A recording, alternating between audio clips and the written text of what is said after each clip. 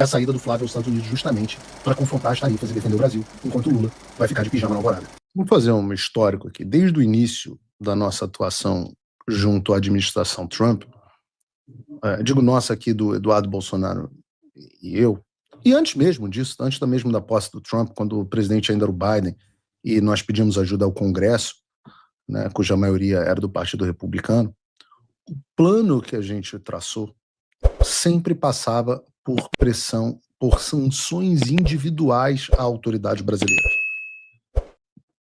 Primeiro, no nosso plano, a gente queria uma escalada, passando por cancelamento de vistos e culminando com a aplicação das sanções da Lei Magnitsky. O primeiro a sofrer essas sanções seria o Alexandre de Moraes e os seus familiares. O processo seria algo gradual, porque a gente precisava que essas sanções fossem aplicadas primeiro na sua totalidade contra ele, para que gerassem medo nos demais ministros, e assim eles parassem de defender as ilegalidades do Supremo ou renunciassem para que não sofressem eles próprios essas mesmas sanções. Esse era o plano, né? E tudo foi feito nessa direção, nessa forma.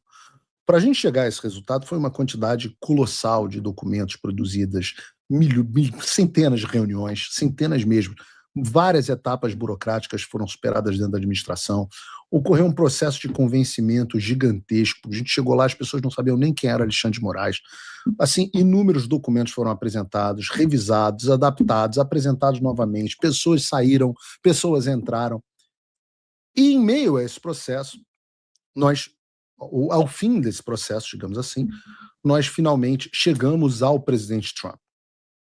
Ele é o tomador de decisão. E quando as coisas chegaram ao Trump, ele decidiu unilateralmente que, em vez destas sanções individuais, que eram o plano e o pleito do Paulo Bolsonaro, do Paulo Figueiredo e do Eduardo Bolsonaro, olha aí, o Paulo Bolsonaro aí, já estou na família. Ele achou que, em vez dessas sanções individuais, que era o nosso plano, o entendimento dele era que o melhor instrumento de impressão para o Brasil seria a aplicação de tarifas de 50% ao país. E foi assim que ele começou toda essa escalada com o anúncio de uma baita tarifa para o Brasil. A lógica do Trump para tomar essa decisão era de que, ao tarifar o Brasil, haveria uma pressão na elite econômica, que faria uma pressão na elite política, e assim as mudanças que nós esperávamos ocorreriam. Obviamente, o presidente Trump não conhece o Brasil o suficiente e superestimou a elite financeira brasileira. Ele pensou que fosse como a americana. O que ele não sabia era que a nossa elite financeira é composta por um bando de vagabundos, subservientes e covardes. Às vezes os três, às vezes só dois dos três, às vezes um dos três. Mas um grupo que, no final das contas, morre de medo da situação que vive no Brasil e preferiram fazer pressão no governo americano do que fazer pressão no governo brasileiro. Então, o presidente Trump tomou essa decisão das tarifas numa reunião em que nós, Eduardo e eu, não estávamos presentes. Porque, obviamente, Eduardo, eu, Jair, Flávio, nenhum de nós considerava tarifas ao Brasil uma boa ideia. E isso... Caramba, que chuva que começou a cair isso. Mas isso nos colocou, Eduardo e eu especificamente, nos colocou numa posição muito difícil. Porque ao mesmo tempo que nós éramos gratos pela intenção do presidente Trump e pela preocupação com o Brasil de forma inédita, sem esperar e sem pedir nada em troca, nós entendíamos que esse não era o melhor caminho. E a gente não podia, seria absolutamente insano, se nós criticássemos essas medidas. Em razão, obviamente, ia parecer ingrato, ridículo, né, chegar ao presidente dos Estados Unidos e ele agir buscando o melhor para o Brasil, sem a menor necessidade de nós reclamarmos, isso seria, primeiro, ingrato. Segundo, nós ainda queríamos que o presidente Trump aplicasse também, pelo menos, as sanções Magnitsky. E, no final das contas, essa estratégia foi muito bem sucedida.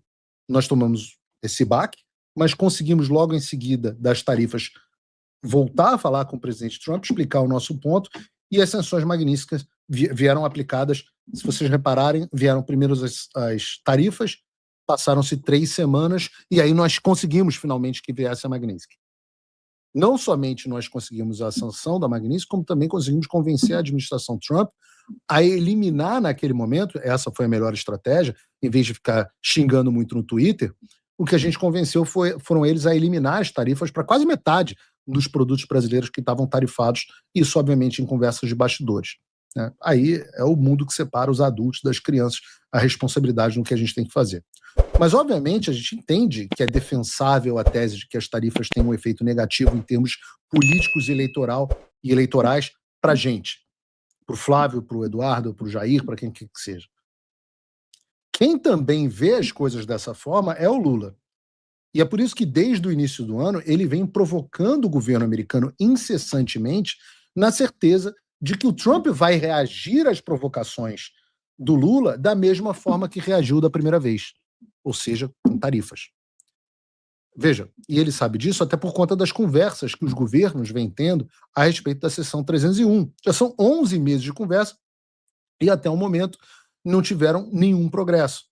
Por isso que o Lula tem xingado o Marco Rubio, por isso que o Lula tem falado mal do Trump, por isso que o Lula não tem tomado nenhuma medida para impedir que essas tarifas sejam implementadas. Por sinal, e eu acho que não botaram aqui, mas eu mandei no grupo para a pauta.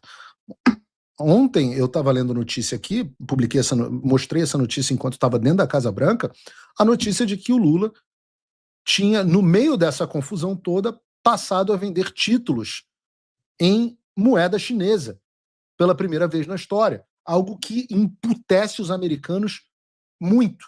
E é ruim para o Brasil também. Mas, além de tudo, emputece os americanos muito nessa ideia de escalada. Lula quer que as tarifas venham. E algumas pessoas aqui estão me perguntando no chat, né, talvez não estejam acompanhando aqui o que está acontecendo. Mas Paulo, as tarifas não foram aplicadas contra o Brasil ainda? Já não tem tarifa? Bom, talvez você não tenha assistido o Paulo Figueiredo Show, no qual eu venho explicando que muita gente acabou caindo no conto do vigário da imprensa. Isso porque não só a imprensa conseguiu convencer a população brasileira, através de múltiplas manchetes, de que as tarifas já tenham sido implementadas, o que é falso, como eles também conseguiram, com um certo sucesso, atrelar essas tarifas para algumas pessoas as ações, não do Lula, que eu mencionei aqui, mas sim a visita do Flávio Bolsonaro ao Trump, como se ele tivesse ido aos Estados Unidos pedir tarifas contra o Brasil, o que não faz nenhum sentido. Mas é uma narrativa que funciona, é uma narrativa poderosa. Ora, e como é que a gente combate com narrativas poderosas? A gente combate com a verdade, com a realidade. E qual é a realidade? Essa recomendação de tarifas, e não aplicação, essa recomendação de tarifas faz parte de um processo que está em curso ainda sem resultado final. A famosa seção 301, outro termo que nunca tinha ouvido no Brasil e agora está todo mundo aprendendo os códigos americanos. Essa é a seção 301. Então não é que as tarifas foram implementadas, mas sim que na etapa de investigação entendeu-se que o Brasil adotou práticas comerciais injustas e falhou em proibir a importação de produtos advindos de trabalho forçado e, por isso, se propôs a imposição de tarifas. Essa foi uma etapa do processo, mas há outras. A próxima etapa é o envio de comentários técnicos contestando essa tarifa até o fim desse mês de junho. E no dia 6 de julho, haverá uma audiência pública, onde as partes interessadas podem apresentar as suas contestações. Por sinal, algumas das partes interessadas já se apresentaram. Eu mesmo, Paulo Figueiredo, como vítima, me apresentei e me habilitei para falar na audiência pública, onde eu pretendo apresentar a questão do ponto de vista de política externa e como que isso seria nocivo para os Estados Unidos, para o interesse americano na aplicação dessas tarifas. Provavelmente, eu vou estar lá no dia 6, não só acompanhando o Flávio, então, mas também defendendo a não imposição de tarifas. há também instituições, por exemplo, a Confederação Nacional das Indústrias, a CNI, associações comerciais que vários exportadores se apresentaram. Sabendo disso, você imaginaria, então, que a principal parte interessada, o povo brasileiro, representado através do seu governo, também fosse se apresentar. Mas, para nossa surpresa, o governo brasileiro perdeu o prazo e ninguém, nem o Lula, nem o ministro da Indústria e Comércio, nem o presidente da Apex. Vocês não sabem, o Brasil tem uma agência de promoção à exportação chamada Apex. O presidente mora aqui em Miami, ganha R$100 mil por mês. A sede deles é aqui em Miami. A Apex se habilitou do governo Lula, se habilitou para participar? Não. Nenhum deles manifestou nenhum interesse em participar. Eu fico me perguntando, o que o presidente da Apex, o que o ministro da Indústria e Comércio, o que ele tem de mais importante para fazer no dia 6 de julho? Será que a imposição de tarifas contra o Brasil é algo assim tão sem importância que o Lula prefere passar a segunda-feira no Palácio do Alvorada do que vir aos Estados Unidos defender o seu país?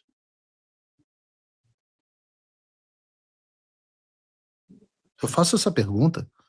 O Brasil só se habilita para defender o Alexandre de Moraes na Corte da Flórida, mas proteger o Brasil, ninguém se habilita. Bom, quem se habilitou em um golpe de mestre foi o meu amigo Flávio. E ele simplesmente deu um nó na cabeça da imprensa, porque esse assunto dominou a internet e foi comentado em todos os veículos de mídia. O furo foi dado pela minha querida Mônica Bergamo, mas todos os veículos publicaram a saída do Flávio aos Estados Unidos justamente para confrontar as tarifas e defender o Brasil, enquanto o Lula vai ficar de pijama na alvorada. E quando eu digo confrontar, não é só essa fala de 5 minutos que ele deve fazer, que é o tempo, 5 minutos é o tempo que todos da audiência pública têm igual, mas é também a entrega de um documento técnico que já está sendo preparado há pelo menos 2 semanas, com dezenas de páginas, contestando ponto a ponto as tarifas. A repórter Isabela Menon, da Folha de São Paulo, deu uma palhinha de alguns pontos que devem ser abordados, por exemplo, pelo Flávio. O título da matéria dela é Flávio deve criticar Lula e defender punições a indivíduos em audiência nos Estados Unidos. Prestem atenção nesse título. Isso por si só já diz muita coisa, mas dá para você pegar trechos aqui da reportagem para ver o que o Flávio deve falar na audiência. O empresário bolsonarista Paulo Figueiredo afirmou à Folha que Flávio sustentará que a medida proposta pelo USTR, o Escritório do Representante de Comércio dos Estados Unidos, acabaria atingindo exportadores brasileiros, importadores americanos e consumidores dos dois países, sem alcançar os responsáveis pelas condutas apontadas na investigação. Continua a Folha. De acordo com Figueiredo, Flávio pretende argumentar que parte das práticas criticadas pelos Estados Unidos, especialmente relacionadas à moderação de conteúdo em plataformas digitais, decorrem de decisões judiciais e não de legislação aprovada pelo Congresso Nacional. Segundo ele, o senador defenderá, prestem atenção, que medidas de remoção de conteúdo e bloqueio de perfis, uma das reclamações do USTR após a investigação 301, foram adotadas à margem da lei, sem aprovação legislativa específica, e que existem mecanismos institucionais em funcionamento nos Estados Unidos para contestá-las. Ela abre aspas minhas aqui. Ele vai argumentar tecnicamente que a censura e as ordens secretas foram impostas à margem da lei pelo judiciário e decretos do Lula, apesar da objeção do Congresso que nunca passou legislação alguma nesta direção. Entre os exemplos que devem ser citados estão pedidos de impeachment de ministros do Supremo Tribunal Federal que aguardam a análise do Senado. A estratégia busca reforçar o argumento de que temas levantados pela investigação americana fazem parte de uma disputa institucional em curso no Brasil e não deveriam servir justificativa para sanções econômicas amplas contra o país. Continua a Folha de São Paulo. Outro ponto que deve receber destaque na manifestação é a defesa do PIX, Segundo Figueiredo, o senador argumentará que o sistema de pagamentos instantâneo criado pelo Banco Central beneficiou consumidores, empresas brasileiras e também companhias americanas instaladas no país.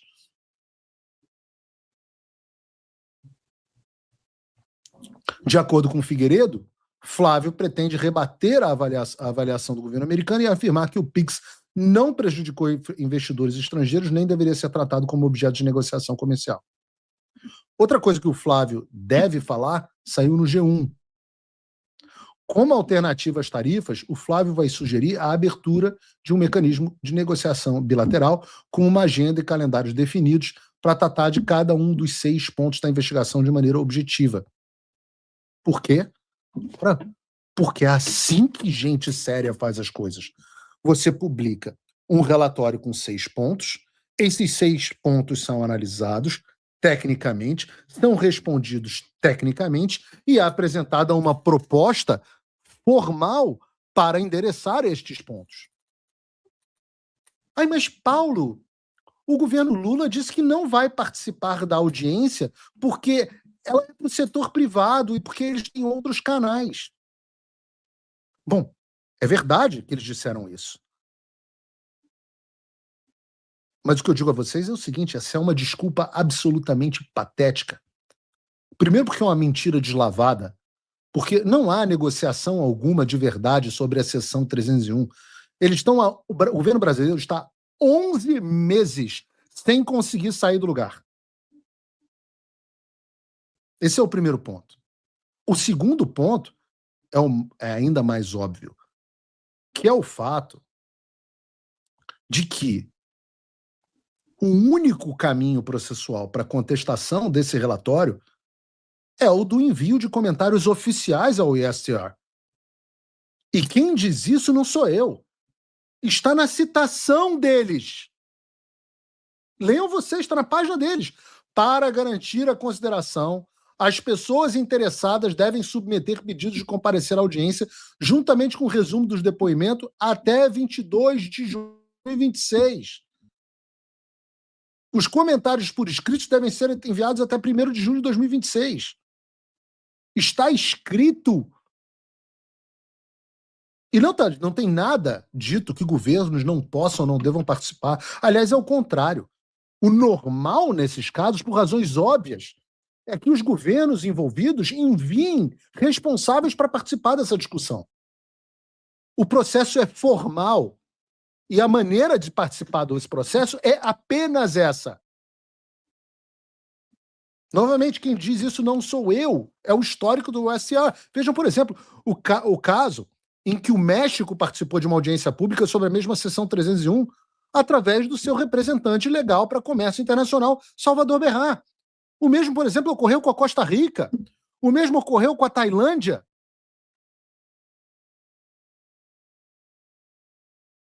A participação é formal, mas é claro que há conversas de bastidores, tanto da parte do governo Lula quanto da nossa parte. Vocês acham que eu estava fazendo o quê? Passeando em Washington? Mas deixar de contestar formalmente as tarifas através do processo formal é mais ou menos assim, doutores que estão nos assistindo. É como se um advogado perdesse o prazo, deixasse de apresentar uma petição, porque ele diz que está conversando em paralelo com a secretária do juiz. Tem autos esse processo. E nos autos desse processo, as únicas coisas que existem e que são registradas são aquelas que foram protocoladas. E a verdade é que o governo Lula não apresentou absolutamente nada.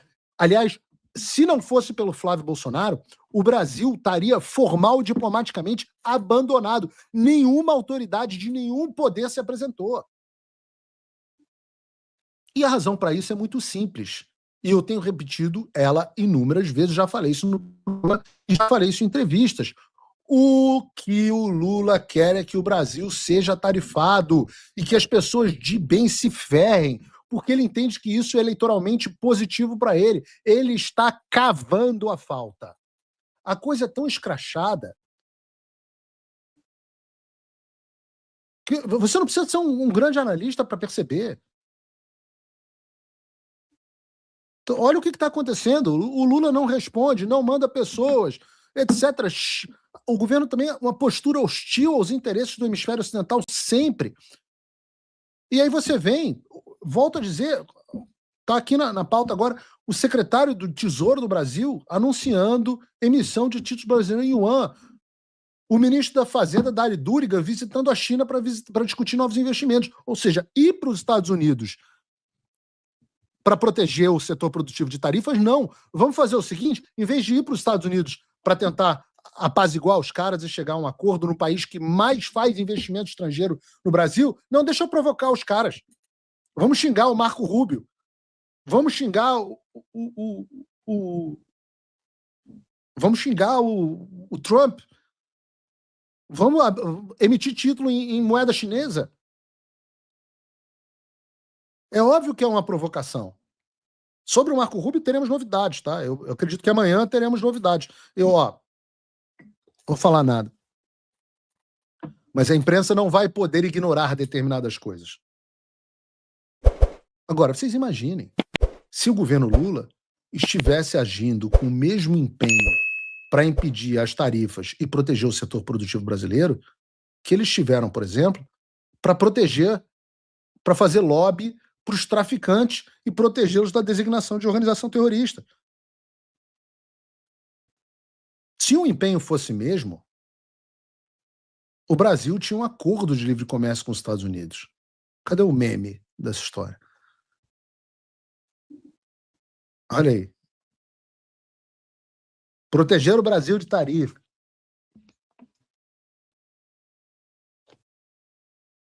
É isso. Se o empenho fosse o mesmo, o Brasil já tinha um acordo de livre comércio com os Estados Unidos, mas a verdade é que o Lula se dedica mais a proteger os meninos dele, os traficantes do Comando Vermelho do PCC, a proteger o Alexandre de Moraes na corte da Flórida, na Flórida. Ele não está nem aí para quem trabalha e para quem sustenta o Brasil nas costas. O que aconteceu? Só que o Lula achou que que ele não ia participar e que a gente ia jogar parado. Not on my watch. Não comigo, filhão. Vocês imaginem o nó na cabeça do governo Lula. Eles ficaram revoltados, foram pegos de calça curta. E também da própria imprensa. E eu tenho falado isso. É uma discussão que eu tenho tido com a campanha do Flávio, que as ações precisam ter forma, precisam ter imagens. A coisa precisa ter... Essas coisas têm peso. Vocês imaginem as notícias dominando, o Flávio dominando o noticiário, mostrando o Flávio, por exemplo, nas próximas semanas vai estar lá a imagem, não sei se vai ser televisionado a fala, mas vai estar lá a fala dele na porta do prédio do representante comercial lá da Câmara de Comércio, mostrando ele coletiva de imprensa. O assunto vai ser dominado pelo Flávio, defendendo o Brasil contra as tarifas e cobrando o Lula que se omite, o Lula na defensiva, dizendo, não, estou tendo reuniões, etc. A estética da coisa importa. Porque se as tarifas forem aplicadas, e eu continuo achando que isso é altamente improvável de acontecer antes das eleições, mas caso isso aconteça, o Flávio fica na posição de dizer que ele fez o que pôde para evitar e mitigar uma narrativa e mitigar uma tarifa do Brasil. Ao mesmo tempo que ele ganha a possibilidade de dizer que o Lula não fez nada, com fatos. Que eu disse, a objeção a uma narrativa poderosa é expor os fatos, mas você tem que saber expor a verdade.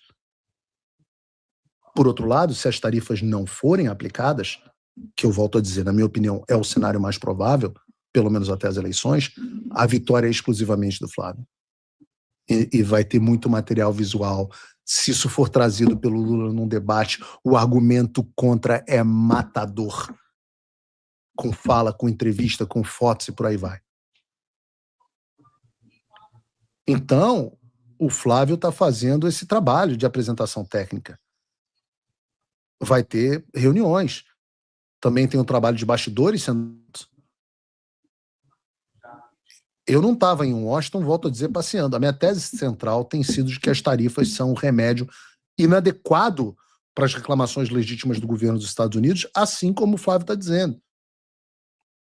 É verdade que o Brasil tem problemas de corrupção, como diz o USTR. É verdade que o Brasil é protecionista demais. É verdade que nós temos problemas graves de censura. Mas as medidas adequadas não são tarifas. Quais são as medidas adequadas? Ora, a sanção aos indivíduos.